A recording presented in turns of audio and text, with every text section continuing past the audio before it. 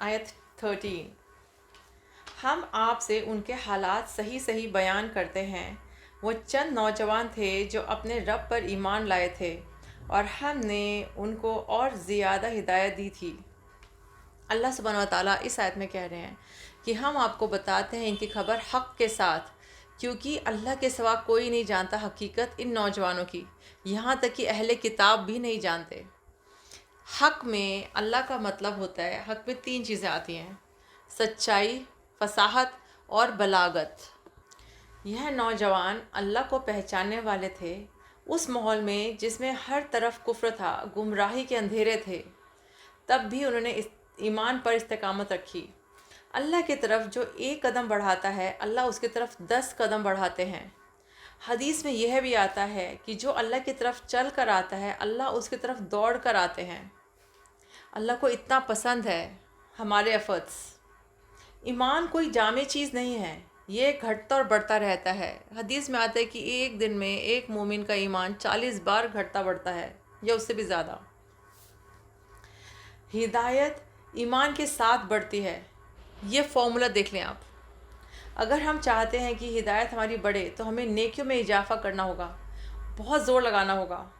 اللہ نے فتیہ کا ورڈ پھر سے اس آیت میں یوز کیا ہے۔ ہم سب جانتے ہیں کہ فتیہ کیا ہوتا ہے، نوجوان۔ تو اللہ کو جوانی کی عبادت بہت زیادہ اس لیے پسند ہے کیونکہ اللہ جانتے ہیں کہ ایک جوان آدمی یا ٹین ایجر کے ڈیزائرز پیک پر ہوتے ہیں، ان کے پاس دنیا بھر کی طاقت ہوتی ہے، جنت ہوتی ہے دنیا ان کے لیے، وہ سب کچھ کر سکتے ہیں، لیکن پھر بھی ایک نوجوان اگر ایمان پر اللہ کی طرف رجوع کرتا ہے تو اللہ کو بہت پسند آتا ہے۔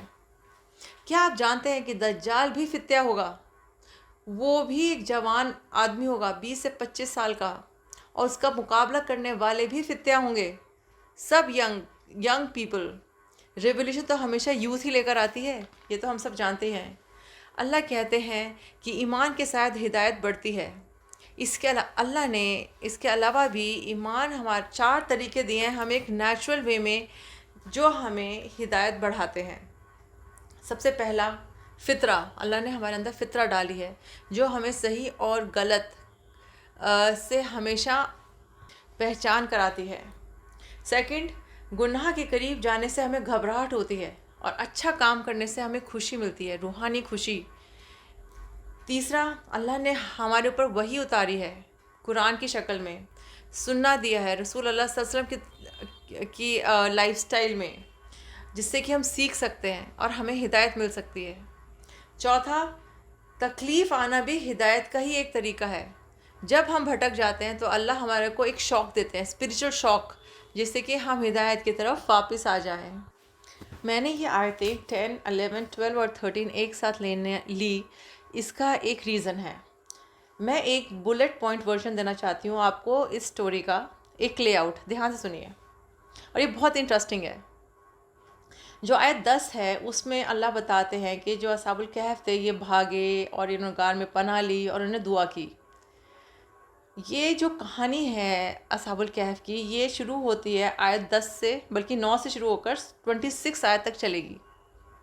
لیکن آیت 10 کی تفسیر اللہ بتائیں گے آیت 14 to 16 میں۔ جو 11th آیت ہے اس میں اللہ جو ہے ان کو سلا دیتے ہیں، اس کی تفسیر ملے گی 17 اور 18 آیت میں۔ 12ویں آیت جو ہے اس میں اللہ ان کو واپس اٹھا دیتے ہیں، اس کی تفسیر ملتی ہے 19 to 21 آیت میں۔ جو 13th آیت ہے اس میں اللہ بتاتے ہیں کہ ہم تمہیں سٹوری بتائیں گے حق کے ساتھ۔ حق کا مطلب ہوتا ہے پرپسفلی، ایکوریٹلی، رائٹفلی، ہم پہلے بھی ڈسکس کر چکے ہیں۔ اس کی تفسیر ملتی ہے ہمیں آیت 22 to 26۔ تو جو یہ 4 ہم نے آیتیں آج پڑھی ہیں، آپ سمجھ لیجئے کہ یہ ایک سمری ہے آنے والی کہانی کی، اور اس کی تفسیر ہم ڈیٹیل میں آیت 14 سے لے کے آیت 26 تک اسی کیٹیگریز کے انڈر پڑھنے والے ہیں انشاءاللہ۔ السلام علیکم ورحمۃ اللہ وبرکاتہ۔